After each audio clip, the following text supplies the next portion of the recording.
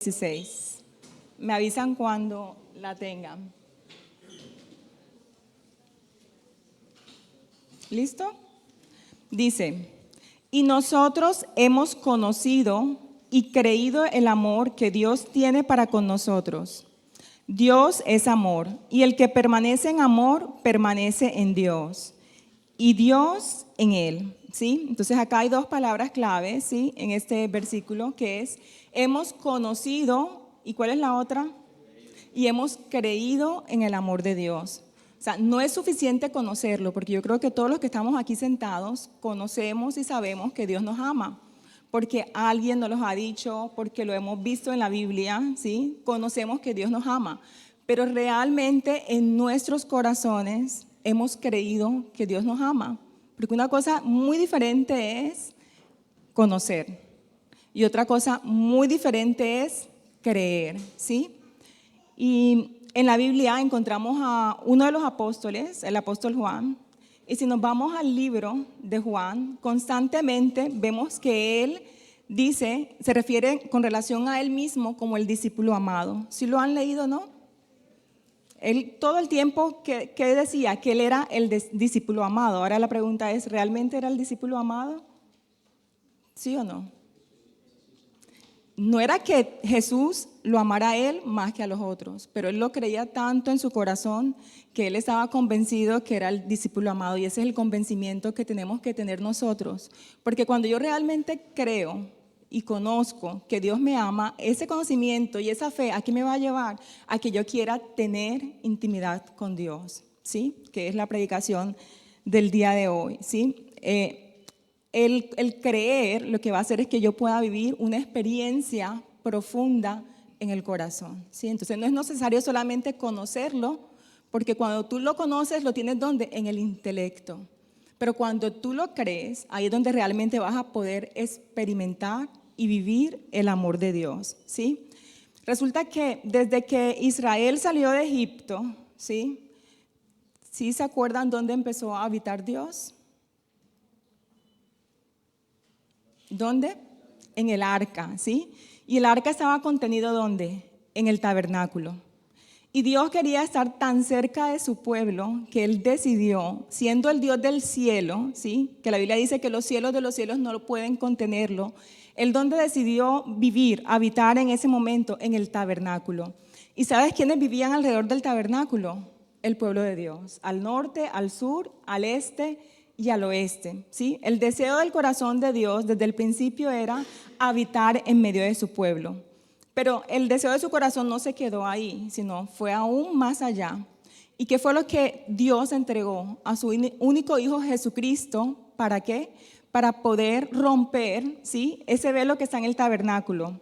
El tabernáculo está conformado por tres áreas. ¿Sí se acuerdan cuáles son esas tres áreas? El atrio, el lugar santo y el lugar santísimo. En el lugar santísimo había un velo, ¿sí? Desde arriba hacia abajo. Cuando Cristo murió, ¿qué fue lo que pasó con ese velo físicamente? Se rasgó en dos. Al lugar santísimo solamente podía entrar el sumo sacerdote una vez al año, ¿sí? Una vez al año, no podía entrar otras veces diferentes, y otra persona, si quisiera entrar, no podía. ¿Sí sabes qué pasaba con esa persona si se le daba por entrar? Moría, ¿sí? ¿Y qué fue lo que hizo el Señor? El Señor quería estar tan cerca que ya no quiso estar dentro del tabernáculo, sino que quiso estar ¿dónde? En tu corazón, dentro de ti, ¿sí? Ya quiso habitar dentro de ti. Y la palabra de Dios dice que cuando nosotros recibimos al Señor Jesucristo, ¿sí? Como nuestro Salvador, como nuestro Señor, en ese momento, ¿quién viene sobre tu vida? El Espíritu Santo, ¿sí? El Espíritu Santo empieza a habitar en medio de ti, ¿sí? Si tú se lo permites.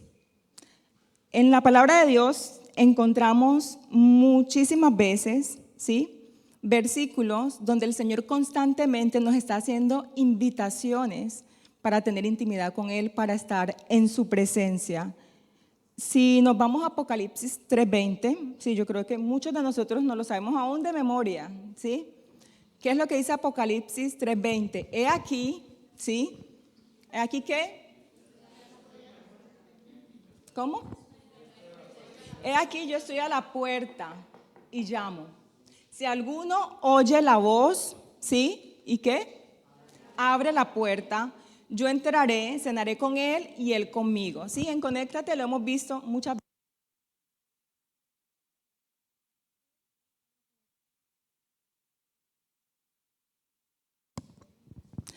Él dice que él está tocando la puerta. Ahora la pregunta es, ¿será que está tocando la puerta de la gente de afuera de la iglesia o de la gente de adentro de la iglesia? ¿A quién estaba refiriéndose a él? ¿A qué iglesia?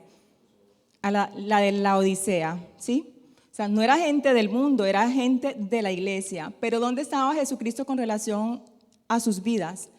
Fuera, ¿sí? Y en estos momentos puede estar fuera cuando yo he decidido vivir en mis fuerzas, cuando yo he decidido vivir en mi carne, cuando yo no lo tomo en cuenta, ¿sí? Cuando no le pregunto las cosas. Y él dice, si oyes mi voz, ¿qué quiere decir este versículo? Que constantemente, ¿qué es lo que está haciendo el Señor? Hablando a nuestro corazón. O sea, que no podemos decir que Dios no nos habla, porque constantemente en su palabra encontramos que Él empieza ¿a qué? A hablarnos. El que oye mi voz, yo entraré, cenaré con Él y Él conmigo. Ahora, ¿a qué hace referencia el hecho de cenar? ¿Qué creen? ¿Qué hace referencia? Cuando tú cenas con alguien, ¿qué estás teniendo con esa persona? Intimidad, ¿sí? Intimidad, ¿sí?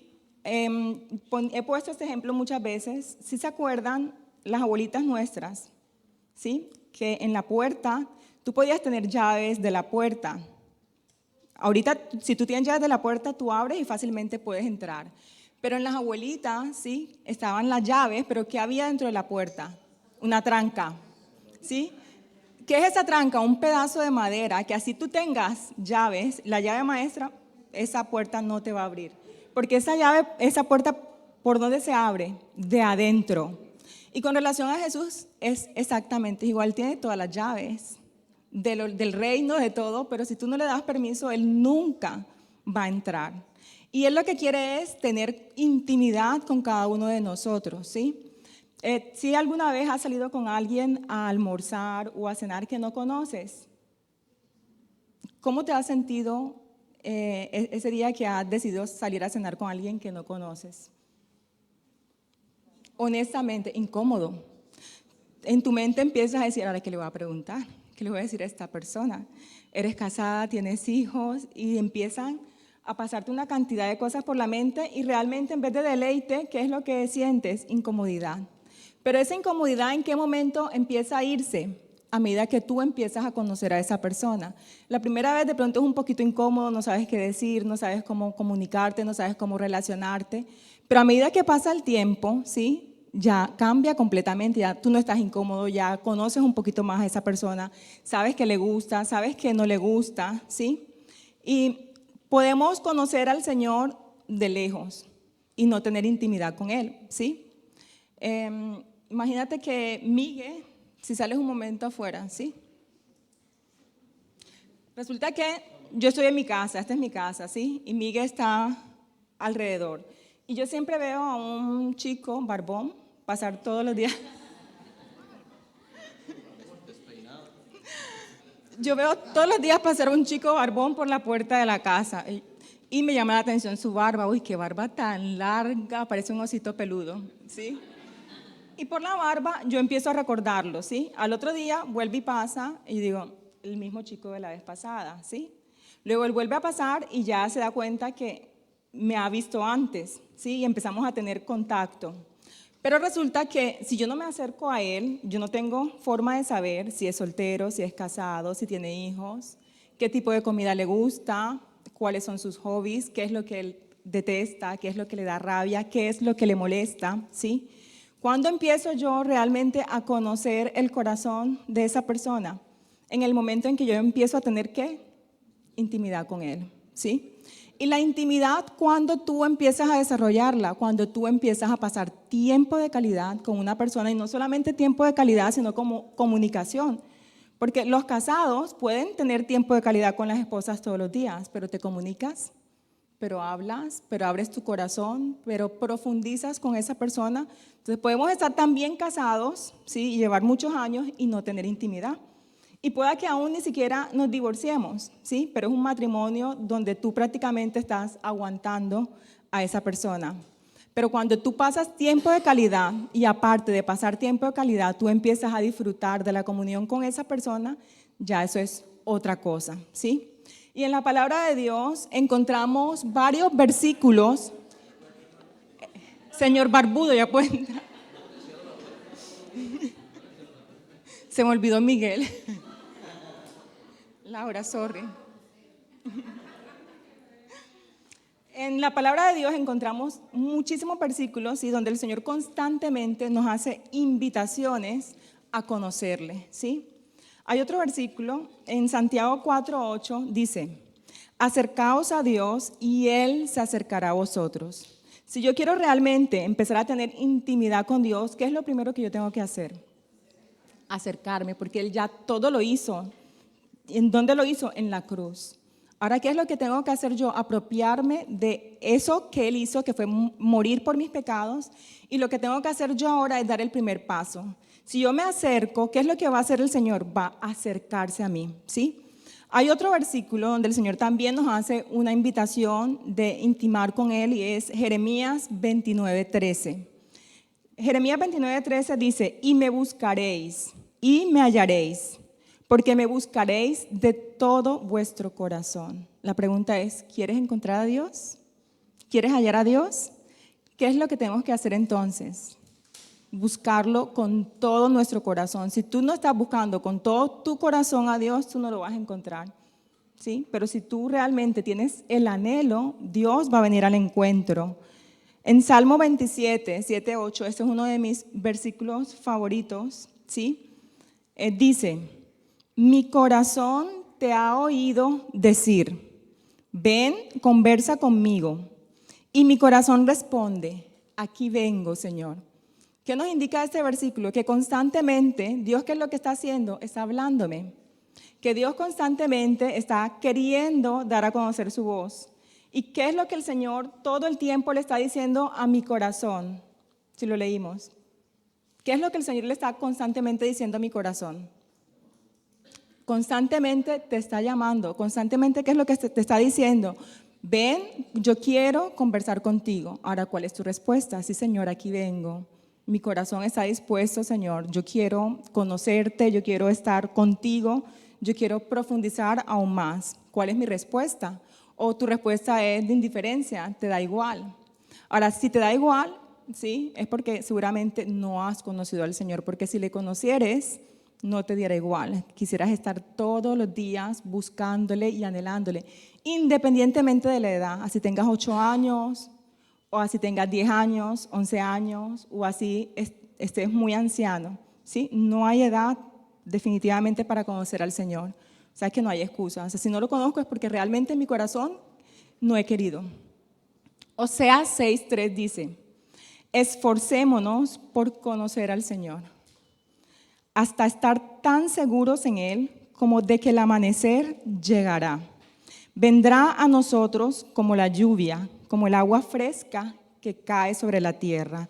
Entonces, ¿qué es lo que el Señor acá me está diciendo? Esfuérzate, ¿por qué? Por conocerme. Cuando nosotros vamos a la cama, ¿será que nosotros constantemente nos estamos preguntando, Señor, ¿será que amanecerá mañana? O Señor, ¿será que será de noche todo este tiempo? Yo creo que ni siquiera se nos pasa por la mente, ¿o sí? ¿Se te pasa por la mente que va a amanecer, que no va a amanecer? No, ¿sí? Entonces, ¿qué es lo que dice el Señor? Esforcémonos por conocer al Señor. ¿Hasta cuándo? Hasta estar tan seguros en Él como de que el amanecer llegará, ¿sí? Entonces, la presencia de Dios, ¿qué es lo que trae a mi vida? Confianza, seguridad, ¿sí? A medida que yo lo voy conociendo, yo voy confiando más en Él, en su palabra. A medida que yo me voy acercando, ¿qué es lo que yo voy haciendo? Voy creyéndole, ¿sí? A medida que tú te acercas, sí o sí, vas a empezar a conocer el corazón del Señor.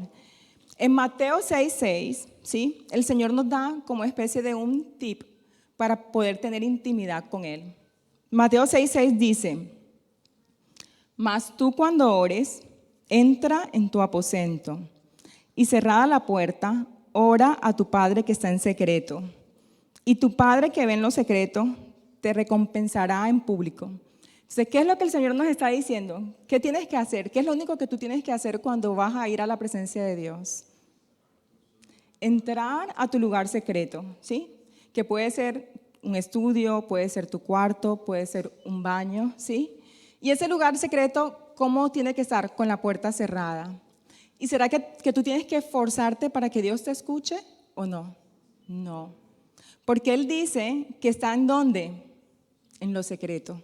Entonces, ¿qué quiere decir eso? Que antes de yo ir a ese lugar, ya el Señor está, ¿qué? Esperándote, ¿sí? Entonces, eso lo tengo que tener claro en mi corazón. O sea, que lo único que tengo que hacer es yo disponerme a ir a ese lugar porque Él ya está esperando por nosotros en ese lugar, ¿sí? Entonces, ¿cómo yo desarrollo la intimidad en mi vida? Buscando la presencia de Dios una vez al mes. ¿Cada cuánto? Todos los días de mi vida, ¿sí? Todos los días buscar estar en la presencia de Dios, ¿sí? Orarle al Espíritu Santo, escoger un sitio, porque cuando yo escojo ese sitio, ya el Señor va a estar esperándonos, ¿sí? Ahora, una pregunta, ¿cómo creen ustedes que puedo desarrollar intimidad en mi vida? ¿Qué necesito para desarrollar intimidad? Si tú quieres, por ejemplo, tener músculos en el caso de Sebas, ¿sí? Si tú quieres sacar músculos, ¿qué es lo que te ha tocado hacer en todo este tiempo, Sebas? Hacer ejercicio. ¿Y ha sido diario o ha sido una vez cada 2 meses?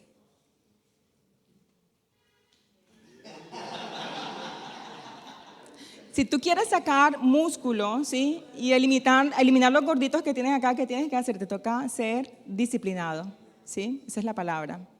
Ahora, ¿qué es una persona disciplinada? Una persona que es constante en algo que hace, ¿sí? Tenemos que aprender a ser disciplinados. Al principio pueda que no nos guste mucho, pero cuando ya tú tienes la rutina, tú vas a disfrutar de eso que tú estás haciendo. Al principio, tú te piensas 10,000 veces para ir al gimnasio. Yo, por ejemplo, que no me gusta el gimnasio, yo lo pienso 20 veces antes de ir o a la hora de hacer ejercicio. Pero una vez que ya estoy encaminada, ya no es una carga, es un deleite, lo empiezo a disfrutar. Y sobre todo porque empiezo a ver resultados, ¿sí? En la Biblia hay un versículo, 1 Corintios 9, del 24 al 27. Voy muy rápido. Tengo la tendencia a hablar un poquito rápido, voy a intentar pausar, ¿sí? En 1 Corintios 9, del 24 al 27 dice, ¿no se dan cuenta que en una carrera todos corren, pero solo una persona se lleva el premio?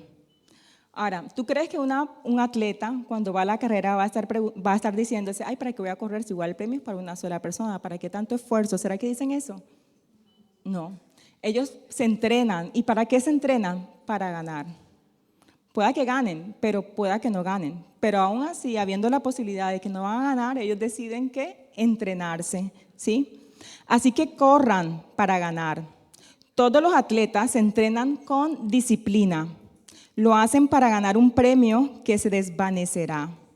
Pero nosotros lo hacemos por un premio eterno. Por eso yo corro cada paso con propósito. Entonces, ¿qué es lo que el Señor nos está diciendo esta tarde? Que corramos, ¿sí? Pero que corramos para quedarnos en la mitad del camino y desmayar, no. Que corramos ¿para qué? Para ganar, ¿sí? Y que todo lo que hagamos, lo hagamos con propósito. No solo doy golpes al aire, disciplino mi cuerpo como lo hace un atleta. ¿Quiénes son los que dan golpes al aire? ¿Qué deportista se te viene a la mente cuando... ¿Quiénes? Los boxeadores. ¿Y qué pasa cuando un boxeador viene y da un golpe al aire? ¿Qué hace el contrincante? Aprovecha, ¿sí? Y le golpea de vuelta. Entonces, al golpearle de vuelta, ¿qué es lo que hace? Lo debilita, lo deja sin fuerza, ¿sí? Y eso ¿cuándo pasa en nuestra vida espiritual? Cuando perdemos el propósito, ¿sí? Cuando perdemos fuerzas. ¿Y cuándo perdemos fuerzas? Cuando dejas de tener, ¿qué cosa? Intimidad con Dios, ¿sí? Entonces, si tú no quieres perder la fuerza en tu caminar con Dios, si tú quieres correr, ¿qué es lo que tienes que hacer? Disciplinarte, así como lo hace un atleta. Esta semana en el redil, sí, algunos días subimos a caminar. Normalmente en los campamentos tú subes a caminar, ¿sí? Normalmente yo camino, yo casi no corro. Pero esta vez, como la comida ha estado bastante intensa, desayuno, almuerzo y cena, yo dije, tengo que correr como sea para quemar esta comida, ¿sí? Y antes de salir al redil en Londres, estaba intentando hacer ejercicio, ¿sí? No todos los días, porque estaba apenas iniciando. Y empecé en el parque cerca de la casa, hacía 5 minutos trotando y como 15 minutos caminando. Luego otra vez 5 minutos trotando y como 15 caminando. Más fue lo que caminé que lo que troté. Pero esa vez que salimos a caminar, quise correr como si toda la semana me hubiese entrenado corriendo, ¿sí? Y fui con una chica que es deportista, ella monta bicicleta y sube montaña. Ella va casi todos los días y entrena por 5 horas, ¿sí? Entonces yo subí con ella y con otro chico de Alemania y empezamos a trotar. Y llorando, ay Señor, por favor, dame resistencia que pueda llegar hasta el final. Y subiendo, resulta de que ya llegó un momento en que ya yo me estaba cansando, que ya las piernas las tenía entumecidas, que ella trotaba y me hablaba. Yo no podía ni hablar porque yo decía, Lili, no me hables, porque es que si tú me hablas y yo te contesto, quedo en el piso, ahí sí que no me voy a poder levantar. Y ella hablaba y yo no podía ni siquiera hablar. Le decía, yo no entiendo cómo es que tú corres y hablas como si nada. Entonces paraba, sí, porque ya estaba que me moría, que me tiraba al piso. Y ella seguía corriendo y se devolvía a buscarme. Otra vez se iba y regresaba. Ahora, ¿por qué podía hacer ella eso? Porque tenía la disciplina. Porque ella no lo hacía como lo hacía yo, una vez cada cierto periodo de tiempo, sino que ella tenía la rutina diaria, ¿sí? Y al tener la rutina diaria, ¿qué tenía? La resistencia. Entonces, ¿qué es lo que el Señor nos dice? Que nos entrenemos y que tengamos la disciplina para buscarle, ¿sí? Seguimos con el versículo. No solo doy golpes al aire, disciplino mi cuerpo como lo hace un atleta. Lo entreno para que haga lo que debe hacer. De lo contrario, temo que después de predicarles a otros, yo mismo quede descalificado. ¿Sí? Qué fuerte eso, ¿no? Que algún día pudiste ayudar a una persona y por tu falta de comunión empieces a secarte y que ya no puedas volver a ayudar más. ¿Sí? ¿Hasta cuándo? Porque Dios es un Dios de oportunidades. Hasta que en tu corazón tú que decidas volver al Señor. ¿Sí? Vamos a ver, ¿sí? De qué otra manera yo puedo desarrollar intimidad con Dios. La primera la acabamos de ver. ¿Cuál es? ¿Cuál? Disciplina, ¿sí? Lo otro que me va a ayudar en mi intimidad con Dios lo encontramos en Juan, capítulo 14, versículo 21. Dice, el que tiene mis mandamientos y los guarda, ese es el que me ama. Y el que me ama será amado por mi Padre, y yo le amaré y me manifestaré a él, ¿sí? El lenguaje del amor de Dios, la forma en que Él recibe amor, ¿cuál es? La obediencia, ¿sí? Cuando yo le obedezco a Él, ¿qué es lo que le estoy diciendo en otras palabras? Señor, te amo, ¿sí? Pero yo no puedo decirle, Señor, te amo cuando hago otra cosa completamente diferente, cuando ni siquiera le busco. Entonces, ¿cómo le demuestro a Dios que yo le amo? A través de la obediencia. Y cuando tú obedeces, ¿qué es lo que el Señor dice que va a hacer contigo? De acuerdo a ese versículo. Vas a experimentar en tu corazón no solamente el amor del Padre, sino el amor de ¿quién? De Jesús, ¿sí? Y dice que me manifestaré a Él, me manifestaré a Él. O sea, Él vendrá, te hablará, ¿sí? Te mostrará su corazón. Entonces, ¿quieres que Dios se manifieste en tu vida? Entonces, ¿qué tengo que hacer? Obedecerle, ¿sí? Pero no bajo la ley, sino bajo la gracia, ¿sí? ¿De qué otra forma puedo tener intimidad con Dios? ¿Sí? ¿O cuáles son los beneficios de tener intimidad con Dios? Encontramos en Mateo 11, del 28 al 30. El Señor dice en su palabra, venid a mí, todos los que ¿qué? Estás cargados y cansados y yo os haré descansar. ¿Hay alguno aquí que esté cargado? ¿Hay alguno aquí que esté cansado? Hay alguno aquí que siente que ya no puede seguir caminando, que ha perdido las fuerzas. ¿Qué es lo que el Señor dice? Venid a mí y yo os haré descansar. En la intimidad que yo voy a recibir, descanso, ¿sí? Otros beneficios de tener intimidad con Dios lo encontramos en Hebreo 4:16. Acerquémonos, pues, confiadamente al trono de la gracia, para alcanzar misericordia y hallar gracia para el oportuno socorro. Entonces, en la presencia de Dios, ¿qué obtengo yo? Gracia, la misericordia y su ayuda, ¿sí? Gracia para poder vencer, ¿qué cosa? Mis pecados, gracias para poder vencer mis dificultades, gracia que me va a ayudar en mis tiempos de dificultad y de debilidad, ¿sí? Salmo 91, del 9 al 11. Lo tienen, yo creo que ese no te lo dice. Salmo 91, del 9 al 11. Pues valdría la pena si en casa pues leyeran todo el Salmo 91. Dice, porque has puesto a Jehová, que es mi esperanza, al Altísimo por tu habitación, no te sobrevendrá mal ni plaga tocará tu morada. Pues a sus ángeles mandará acerca de ti que te guarden en todos tus caminos. Entonces, cuando tú tienes intimidad con Dios, ¿qué es lo que el Señor hace? ¿Se convierte en qué? En tu refugio. ¿Qué es lo que hace? Te da protección, ¿sí? Resulta que nos podemos encontrar con personas que puedan tener más intimidad con otras. ¿Por qué creen ustedes que hay personas que tienen más intimidad que otras? ¿Será porque depende de mí o dependerá de Dios? ¿Depende de quién? De mí. Si yo veo a otra persona que tiene intimidad, más intimidad con Dios que yo, es porque esa persona ha tomado en su corazón, ¿qué cosa? La decisión, ¿sí? De buscarle, ha tomado la decisión de seguirle, ha tomado la decisión, ¿sí? De descansar en su presencia, lo que decía Andrés y Fabián en el testimonio, ¿sí? Cuando nosotros entramos en la presencia de Dios, ¿qué es lo que el Señor empieza a hacer? A través de su palabra empieza a llenarnos, empieza a alimentarnos, empieza a saciarnos, ¿sí? Empieza a sanarnos, empieza a consolarnos. Entonces, en la presencia de Dios, ¿qué es lo que yo voy a experimentar? Descanso, consuelo. En la presencia de Dios tú vas a poder desahogarte, tú vas a poder llorar y no vas a encontrar condenación. El Señor no te va a decir por qué estás llorando, sino que al contrario. ¿Qué es lo que el Señor va a hacer en su presencia? Consolarnos, ¿sí? El que te acusa es otro, porque lloras, no deberías de llorar, ¿sí? Ya con todos los años de cristiana que tienes, pero que el Señor hace eso, ¿no? El Señor, ¿qué es lo que hace? Nos consuela, el Señor nos llena, el Señor nos sacia, el Señor nos levanta en su presencia, ¿sí?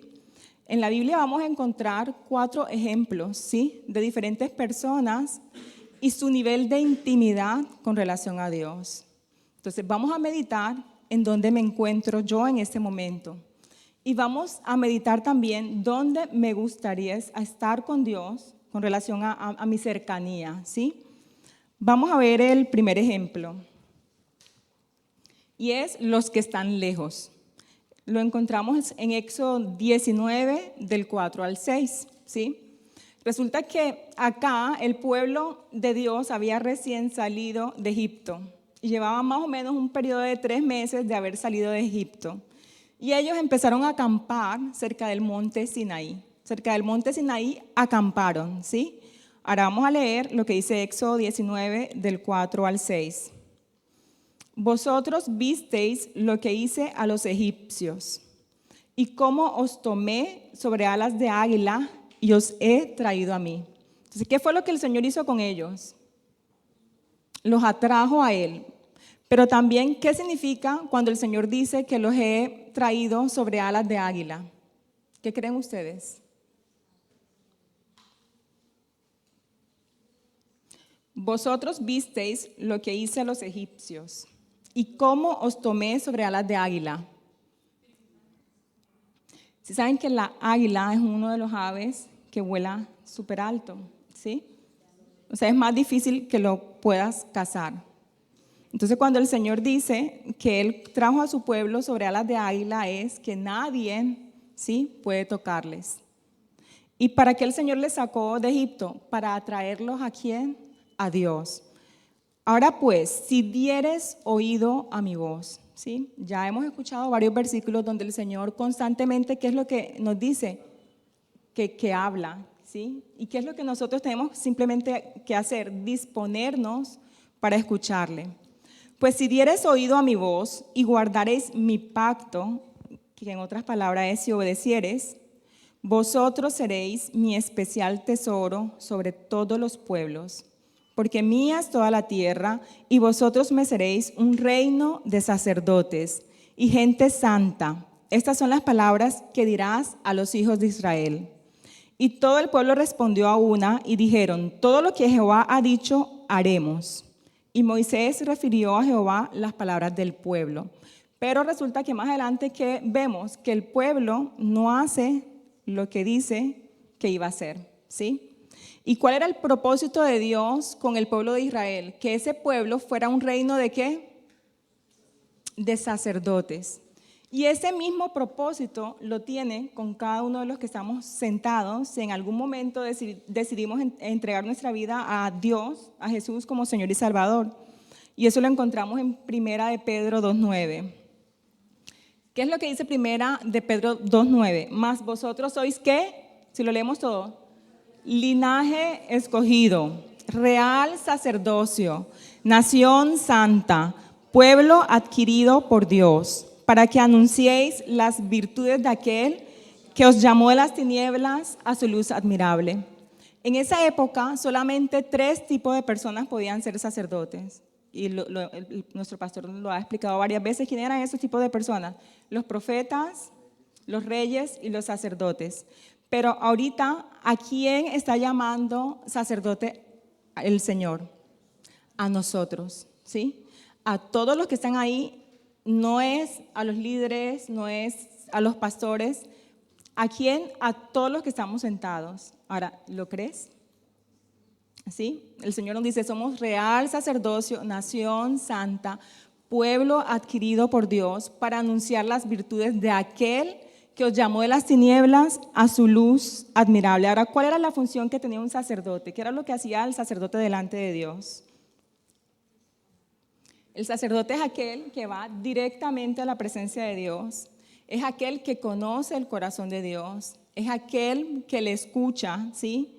Es aquel que no solamente le escucha, sino que también transmite sus pensamientos a Dios.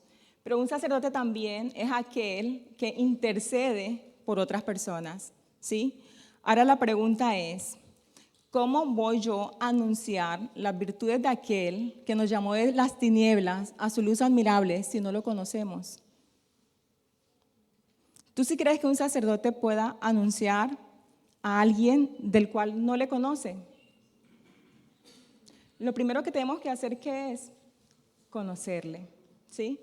Conocerle, porque cuando le conocemos, entonces ahí sí vas a poder anunciar con convicción en tu corazón, porque de hablar podemos hablar, pero realmente tiene autoridad lo que decimos, realmente impartimos, realmente llegamos al corazón de las personas. Entonces, para poder realmente ser sacerdote, ¿qué es lo que tengo que hacer?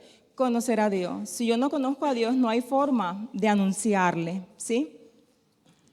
En Éxodo 19, del 11 al 12, el Señor le dice a Moisés, estén preparados para el día tercero, porque al tercer día Jehová descenderá a ojos de todo el pueblo sobre el monte Sinaí. Y señalarás término al pueblo en derredor, diciendo, guardaos, no subáis al monte, ni toquéis sus límites.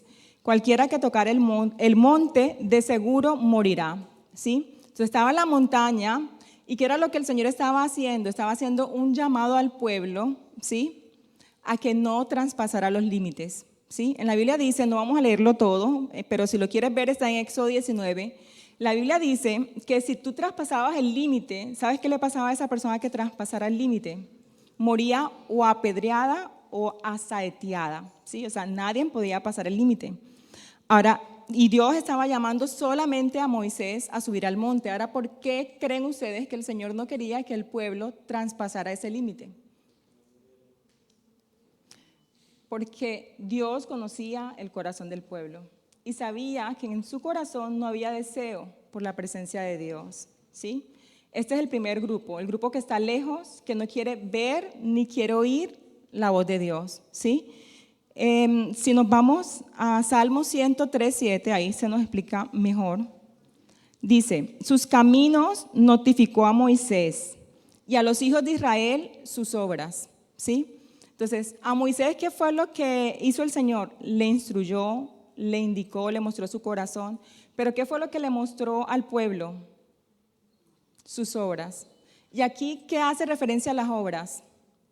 O sea, que ese pueblo estaba acostumbrado a ver que los milagros sobrenaturales de Dios. Ellos estaban acostumbrados a ver a que el mar rojo se abriera en dos, ellos estaban acostumbrados a que les cayera codornices o maná del cielo. ¿A qué más estaban acostumbrados? A que saliera agua de la roca. ¿Qué más? Ellos estaban acostumbrados a ver la columna de fuego de noche y la columna de nube de día. ¿A qué más estaban acostumbrados ellos? Al maná. ¿A qué más?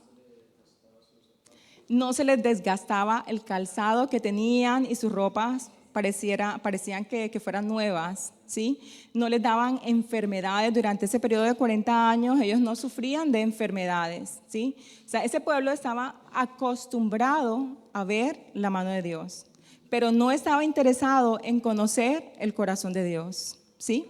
Y nosotros podemos estar como ese pueblo, anhelando que el Señor todo el tiempo nos dé sus bendiciones, haga milagros sobrenaturales y simplemente no querer conocer su corazón, ¿sí? En Éxodo 20:19, ellos dijeron a Moisés, habla tú con nosotros y nosotros oiremos, pero no hable Dios con nosotros para que no muramos, ¿sí?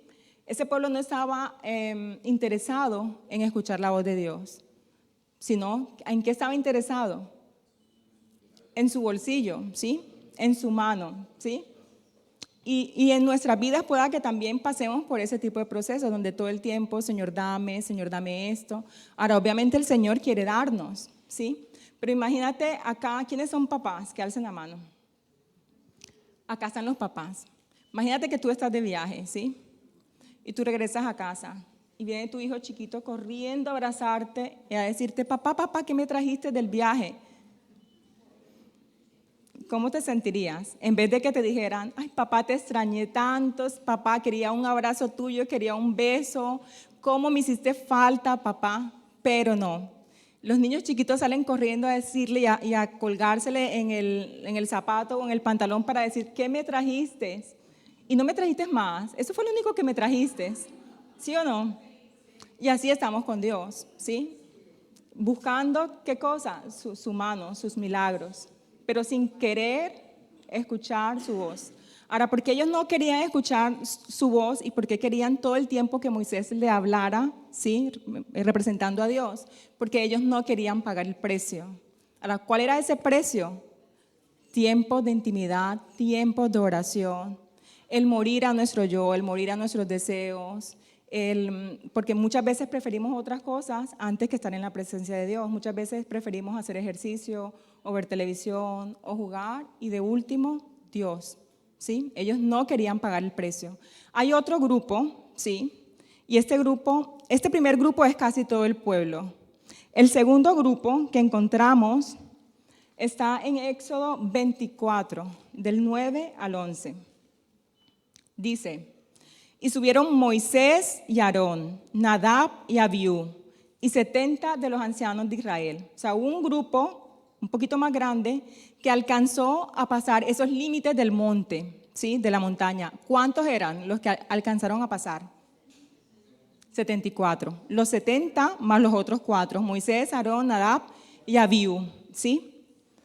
Y dice, y 70 de los ancianos de Israel, y vieron al Dios de Israel. Y había debajo de sus pies como un embaldosado de zafiro, semejante al cielo cuando está sereno. Mas no extendió sus manos sobre los príncipes de los hijos de Israel, y vieron a Dios, y comieron y bebieron. Entonces, ¿qué quiere decir esto? Que 74 personas alcanzaron a pasar ese límite, ¿sí? No estuvieron en la cima de la montaña como lo estuvo Moisés, pero ahí que dice que tuvieron, ¿qué? Comunión. ¿Sí? ¿Por qué? Porque comieron y bebieron y estaban disfrutando de la presencia de Dios, ¿sí? Pero ¿sabes qué pasó después con eso? Y así también nos pasa a nosotros muchas veces que tenemos momentos donde experimentamos la presencia de Dios, donde experimentamos milagros de parte del Señor, cosas sobrenaturales, pero nos quedamos ahí. No vivimos en el día a día en eso, en comunión, sino que es algo esporádico, una vez cada cierto periodo de tiempo, y empiezo a vivir de esas experiencias pasadas. ¿Sabes qué pasó con ellos cuando bajaron? Moisés se quedó arriba en la montaña y cuando el Señor les dijo que bajara porque el pueblo estaba en alboroto y habían levantado ¿qué? Un becerro. ¿Sí se acuerdan? ¿Sí? Vamos a leerlo. Éxodo 32 del 7 al 8 dice: Entonces Jehová dijo a Moisés: Anda, desciende, porque tu pueblo que sacaste de la tierra de Egipto se ha corrompido. Pronto se han apartado del camino que yo les mandé. Se han hecho un becerro de fundición y lo han adorado. Y le han ofrecido sacrificios y han dicho: Israel, estos son tus dioses que te sacaron de la tierra de Egipto. Y entre ellos, ¿quiénes estaban? Aarón, Nadab, Abiú y los otros 70, ¿sí? ¿Qué quiere decir eso? Que ellos, su corazón no fue marcado en esos tiempos de intimidad, porque ellos vivieron una experiencia, pero esa experiencia para nada transformó sus vidas. Porque realmente lo que transforma nuestra vida es la comunión con Dios en el día a día. Porque en el día a día, ¿qué es lo que va haciendo Dios? Te va alimentando con su palabra, y la Biblia dice que su palabra es la única que tiene la capacidad de transformar, ¿sí? Entonces ellos se quedaron solamente en una experiencia cuando Moisés le preguntó a Aarón que qué había pasado. ¿Cuál fue la respuesta de Aarón? Este pueblo que tú diste pidió becerros, yo pedí joyas de los aretes de ellos, lo metí en el fuego y salió un becerro. Eso fue lo que dijo que había salido. O sea, él no dijo que lo había moldeado, sino que dijo que de la nada salió un becerro, ¿sí? Entonces, ese nivel de intimidad se quedó en ¿qué?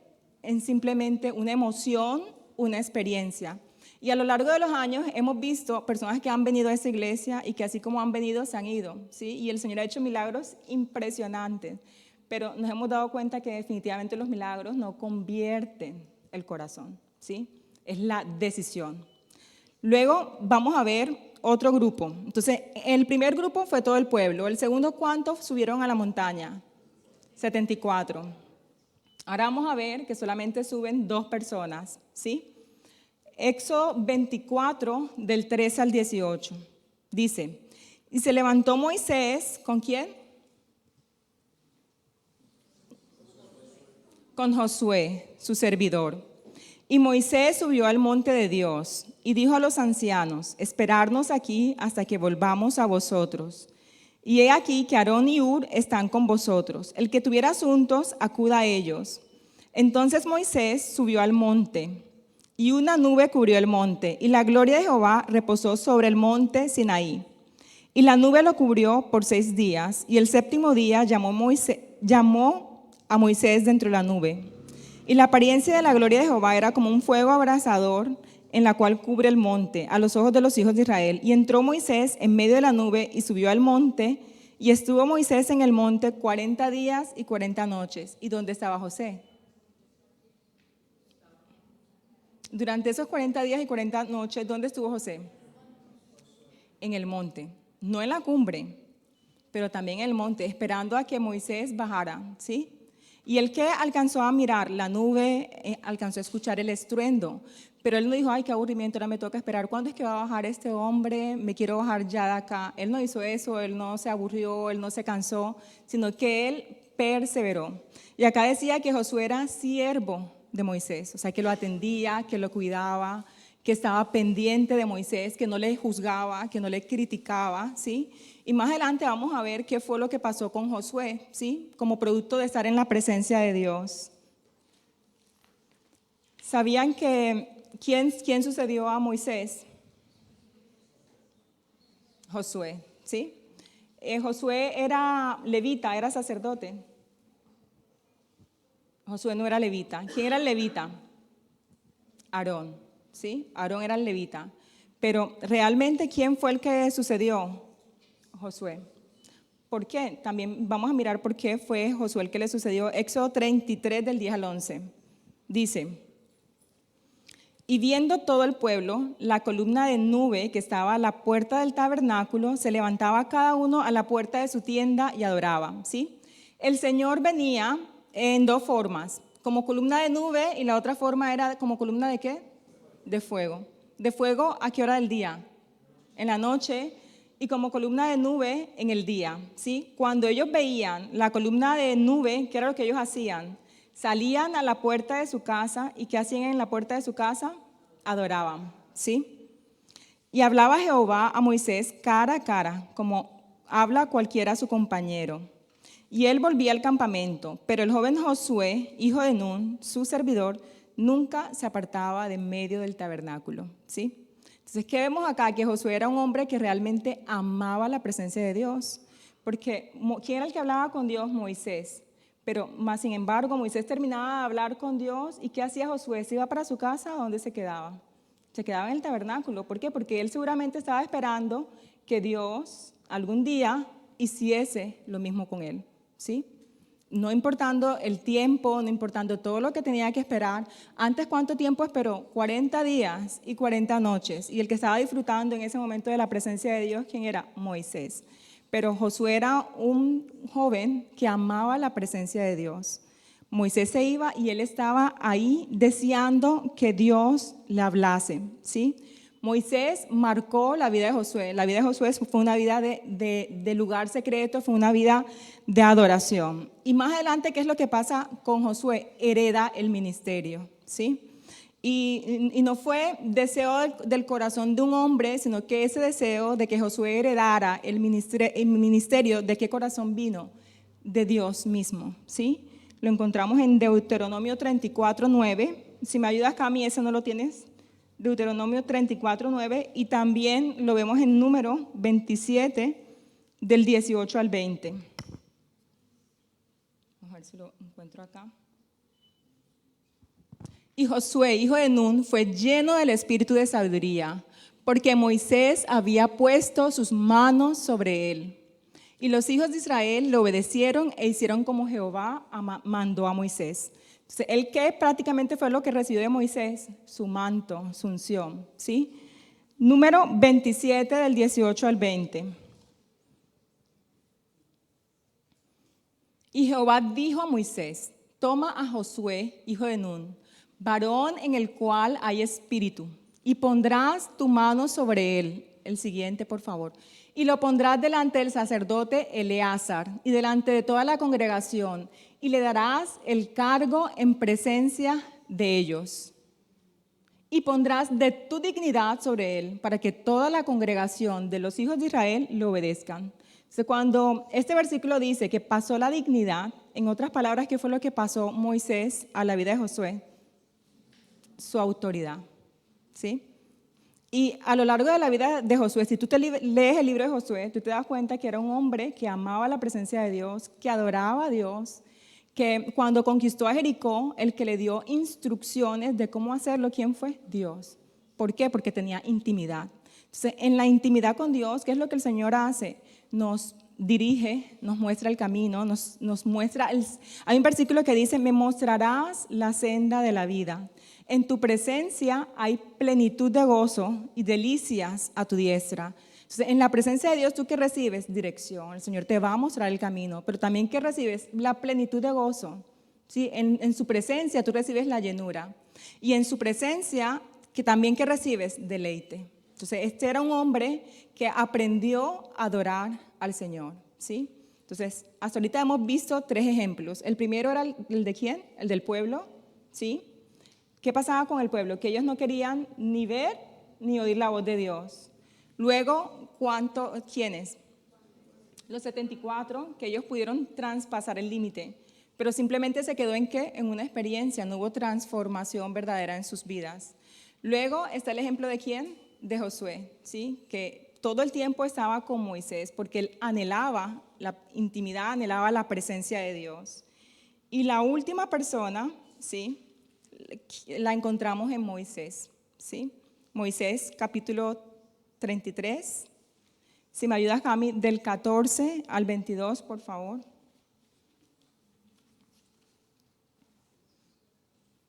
Desde el 14.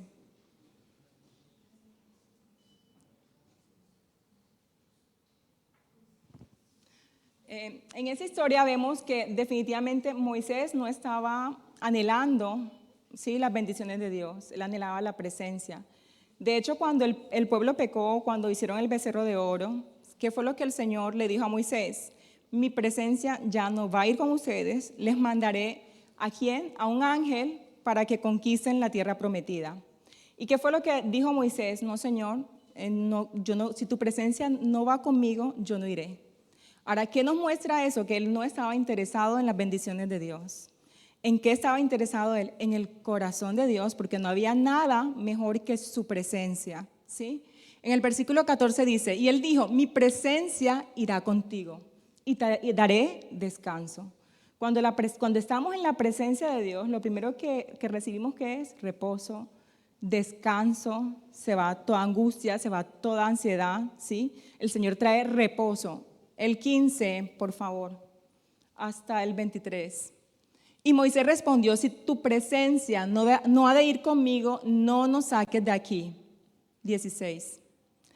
¿Y en qué se conocerá aquí que haya dado tu gracia en tus ojos, yo y tu pueblo, sino en que tú andes con nosotros y que yo y tu pueblo seamos apartados de todos los pueblos que están sobre la faz de la tierra?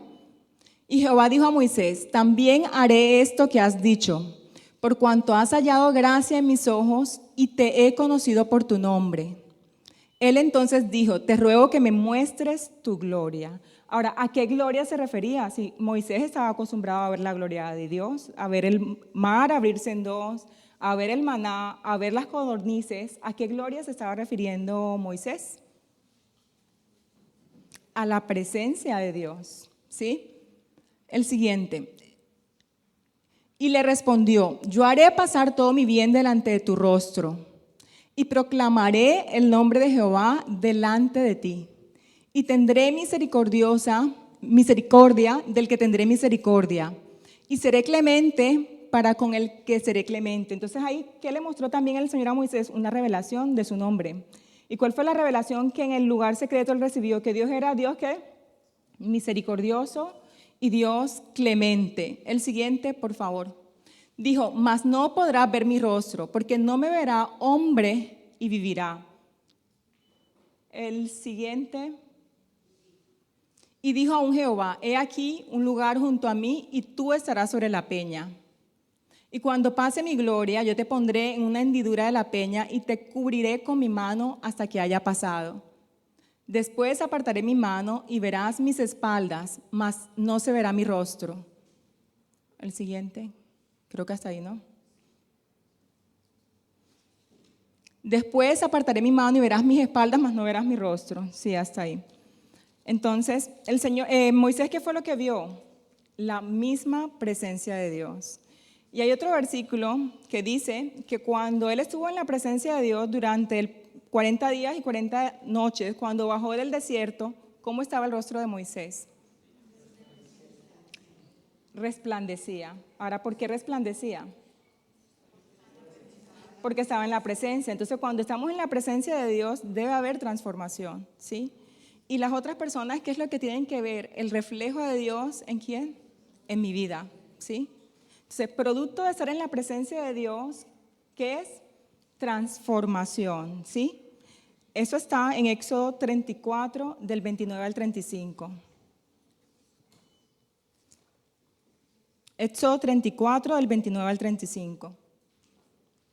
Y aconteció que descendiendo Moisés del monte Sinaí con las 2 tablas del testimonio en su mano, al descender del monte no sabía Moisés que la piel de su rostro resplandecía, él ni siquiera lo sabía. Después que hubo hablado con Dios, y Aarón y todos los hijos de Israel miraron a Moisés, y he aquí la piel de su rostro era resplandeciente, y tuvieron miedo de acercarse a él. Entonces Moisés los llamó, y Aarón y todos los príncipes de la congregación volvieron a él, y Moisés les habló. El siguiente. Después se acercaron todos los hijos de Israel, a los cuales mandó todo lo que Jehová le había dicho en el monte Sinaí. En otras palabras, ¿qué fue lo que le transmitió? La ley, ¿sí? Y cuando acabó Moisés de hablar con ellos, puso un velo sobre su rostro. Cuando venía Moisés delante de Jehová para hablar con él, se quitaba el velo hasta que salía, y saliendo decía a los hijos de Israel lo que le era mandado.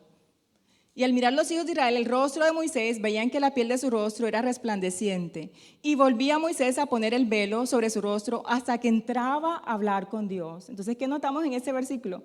Que la comunión que tenía Moisés con Dios no era una vez cada cierto periodo de tiempo, sino que era una comunión constante y sin interrupción, ¿sí? Cuando nuestra comunión es constante y no es interrumpida, como producto de eso, ¿qué va a haber? Transformación, ¿sí? Si no hay comunión, difícilmente vamos a poder ser moldeados o transformados. Pero la comunión, ¿qué es lo que hace? La presencia de Dios, ¿qué es lo que hace? Transformar nuestro corazón, transformar completamente nuestras vidas. Y no es una cuestión de una vez cada cierto periodo de tiempo, sino que tiene que ser cada cuánto, todos los días, ¿sí? Y quiero dejarles con un versículo para terminar, ¿sí? Jeremías 23, del 18, el 18, dice, porque ¿quién estuvo en el secreto de Jehová y vio y oyó su palabra? ¿Quién estuvo atento a su palabra y la oyó? Luego el 22, pero si ellos hubieran estado en mi secreto, habrían hecho oír mis palabras a mi pueblo y lo habrían hecho volver de su mal camino y de la maldad de sus obras. ¿Sí? ¿Qué quiere decir eso? Que cuando estamos en la presencia del Señor, ¿qué es lo que el Señor permite que podamos hacer? Que podamos representar o reflejar a Dios en otras personas, ¿sí? Y en lo secreto Dios te va a hablar, Dios te va a dar instrucciones y como producto de eso, ¿sí? Tú vas a poder volver a las personas de su mal camino. Repito el último versículo. Pero si ellos hubieran estado en mi secreto, habrían hecho oír mis palabras a mi pueblo. ¿Eso qué quiere decir? Que siempre nos iba a dar palabras, siempre nos iba a dar instrucción. Y lo habrían hecho volver de su mal camino y de la maldad de sus obras. En otras palabras, arrepentimiento, ¿sí? Cuando hay intimidad, ¿sí? Tú vas a poder llegar a otras personas y vas a poder lograr que esas personas se arrepientan de sus malos caminos, ¿sí? Hace un periodo de tiempo, aquí el sábado con los radicales, estudiamos a algunos evangelistas famosos, ¿sí? Entre esos evangelistas estaba Charles Spurgeon, estaba Edwards. ¿Cuál era el nombre de Edwards? Edward Roberts, estaba Catherine Kuhlman, estaba María Ether. También había un hombre que se llama Charles Finney, y estos hombres y estas mujeres eran conocidos por su comunión con Dios. Y la comunión que tenían era tan impresionante que cambiaban todo su entorno, ¿sí? Este Charles Finney, los historiadores dicen que cuando él iba en el tren, él iba pasando por diferentes pueblos. Y cuando el tren iba pasando por las cantinas de los pueblos, la gente caía de rodillas a llorar arrepentidos, ¿sí? Entonces, la intimidad, ¿qué es lo que trae? Avivamiento. Y el primer corazón que se aviva, ¿cuál es? El mío, ¿sí?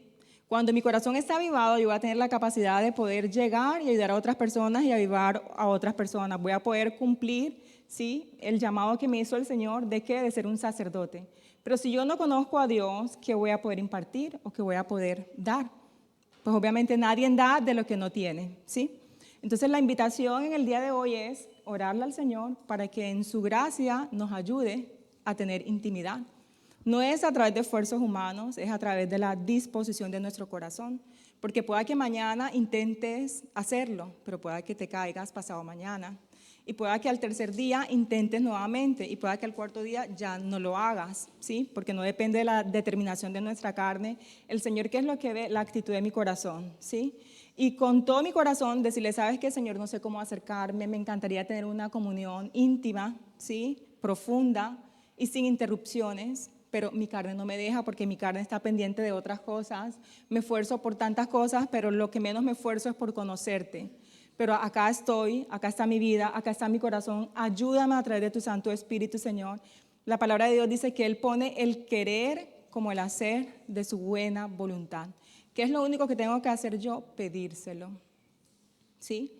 Y Él dice que si le buscas con todo tu corazón, ¿qué va a pasar? Le hallarás, ¿sí? Entonces, no es lo que yo pueda hacer externamente, realmente es lo que está en mi corazón, cuál es el deseo de mi corazón, ¿sí?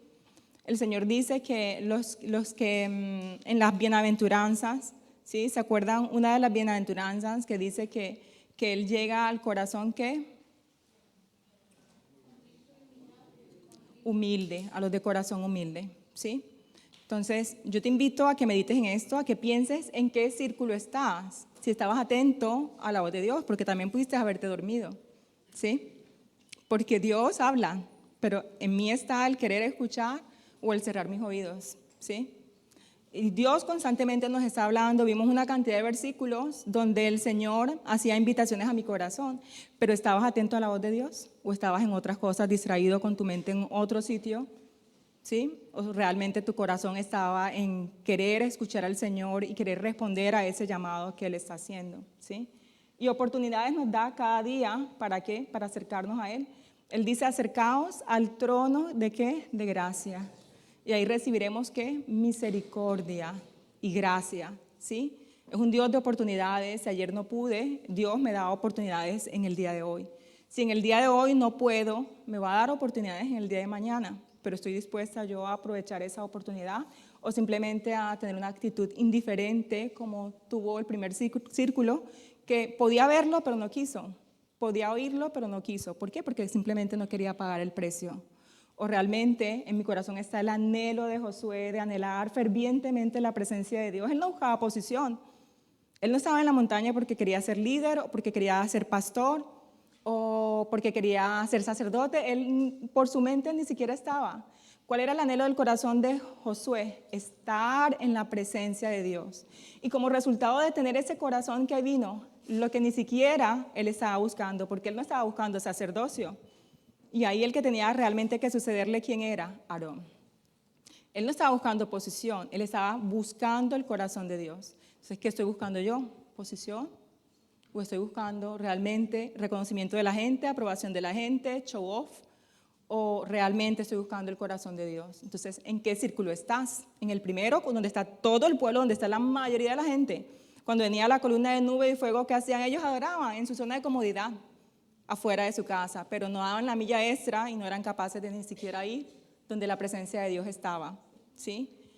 O pertenezco al de los 70, que tengo una experiencia bonita con el Señor, pero ¿sabes qué, Señor? Gracias por esto, dame otra experiencia o dame otro milagro, o ya esto es suficiente, no quiero más contigo, o realmente interesados en el corazón de Josué, de simplemente querer la presencia y de tener la misma actitud que estuvo en Moisés, que él subía a la montaña continuamente para hablar con Dios. Y la palabra de Dios dice que cara a cara como hablas con un amigo. Y cada vez que él bajaba de la presencia de Dios, reflejaba a Dios y se veía en su rostro. Tanto así que los demás no le podían ni siquiera ver, ¿sí? Entonces, medita en eso y con todo tu corazón dile, Señor, yo anhelo tener intimidad contigo, yo anhelo conocerte profundamente, yo quiero realmente cumplir mi función sacerdotal, yo quiero creer en mi corazón y no solamente conocerlo, sino conocer que tú me has amado, pero también creerlo. Porque cuando tú tienes la certeza en tu corazón que Dios te ama, como mínimo, la consecuencia de ese conocimiento y de creer eso, ¿qué es lo que vas a querer? Amarle de vuelta, ¿sí? Entonces, ahí donde estás, yo te invito a que como quieras, de pie o sentado, como quieras, tú le ores al Señor. Amado Padre, aquí estamos, Señor. Perdónanos, Dios, por nuestra indiferencia.